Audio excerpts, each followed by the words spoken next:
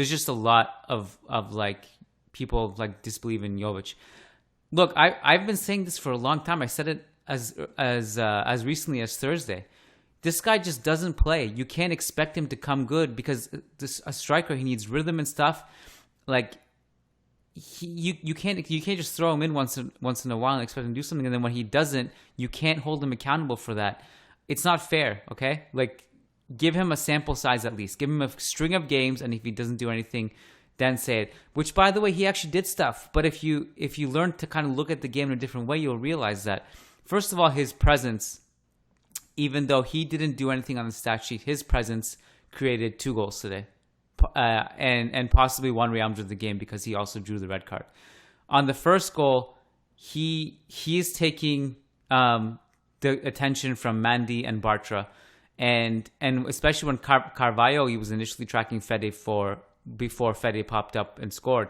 So he's doing that. On the second goal, he is making a run to the near post so that Benzema can make a run to the far post. And then on the third thing he did was obviously he drew the red card. And to me, let's talk about the butterfly effect of that, because if Emerson doesn't foul Jovic there and takes the red card and Jovic scores, that would have been a huge moment, I think, for his season.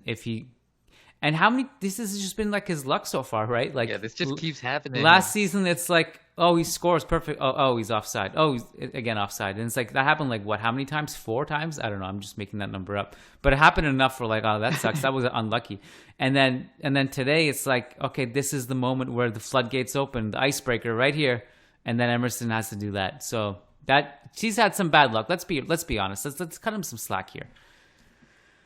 Yeah, and I don't know about you, but I was pretty confident that he was going to score that if he didn't get fouled. I just felt once he was clean through, once he took that good first touch with his chest, I was like, oh, Jovic has got this. I just felt it. And I agree with you, Kiyan. I didn't think he was poor. I thought what he did really well and what helped the team, you kind of made the point there, was he occupied the central defenders. So that allowed Benzema to take up some of the spaces that he likes to take up on the left flank, deeper. And when he took those spaces, there was still somebody keeping the defense honest. We didn't just have this huge black hole with nobody. There's so many times that I screenshot a play of Real Madrid and there's just absolutely no one occupying the back 4. So Jovic keeps them honest because he's still that central target man up there. And so that's what I liked about his game. I thought there were some of his touches, some of his passes left you frustrated.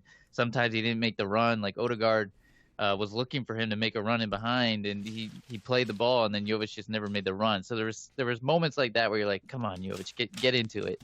But overall, I didn't think he was poor. I thought he did what he needed to do. He did play his game, and this is kind of Jovic's game, and you have to understand that. And I do think, he was rather unlucky. I mean, if that early, who was it, Mendy, who took that shot with his right foot rather than playing it across to Jovic. I think there was a moment where Fede Valverde also could have played Jovic in. So I think he would have had a goal in this game if, like, shoulda, coulda, woulda. Just different things happened. But again, it was probably the most pivotal moment of the match, him drawing that red card and earning Real Madrid. It knocked Real Betis down to 10 men, and Real Madrid went on from there to win the game. So I don't think it was poor. I just let's hope he just needs to run a games to get his confidence going. So we'll see. We'll see where this takes us.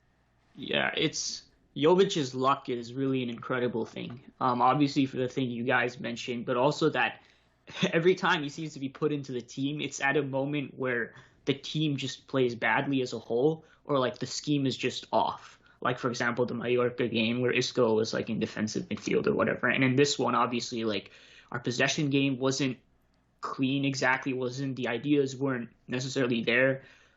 He had only 14 touches throughout the entire game, which I think is what most people are taking issue with, right? Like, there were a bunch of, I didn't look at the comments, but on Twitter, like, right, there were a bunch of people who are like posting his heat map, and they're like, well, this is like a terrible heat map, like he's not been involved at all and stuff.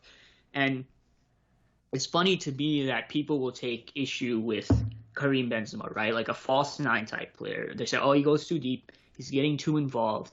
Can you please just stay in the box? Can you just please make runs off the shoulder? And then you get a striker like Jovic who, to be fair, he he does know how to drop deep. He does know how to play layoffs, and he's done that like kind of in an alternating role with his strike partner at Frankfurt. But that's not his game. That's not what defines his game. And so you get a striker like Jovic, and then it's like, why isn't he involved?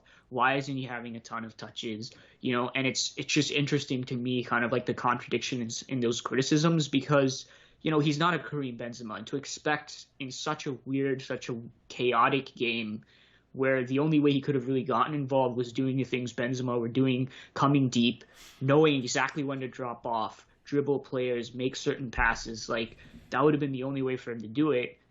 You know, that's not who Jovic is. And so what he can do is what you guys were talking about, was make certain runs, occupy defenders, offer a presence in the box, and the ball just didn't fall his way.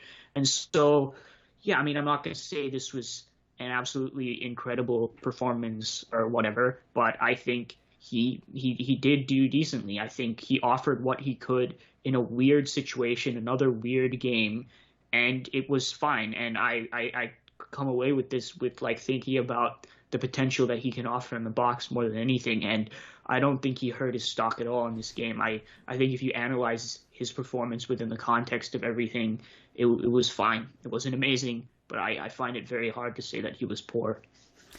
I think also, you know, he's just a different type of striker too, that doesn't get involved in terms of on the ball as much. Now, like, you know, we have examples of maybe he's been looked off by teammates and stuff.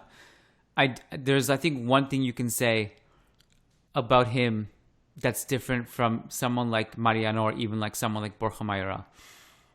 When Mayoral came in today, and very interesting sub, by the way, I did not see that coming. I don't think Mayoral's even going to be part of the squad, full-time squad. And that alone makes me surprised that he played. But it was an indictment to me that Zidane just didn't want to change the scheme today, which was interesting. So he wanted to go like for like, we basically did with all his subs.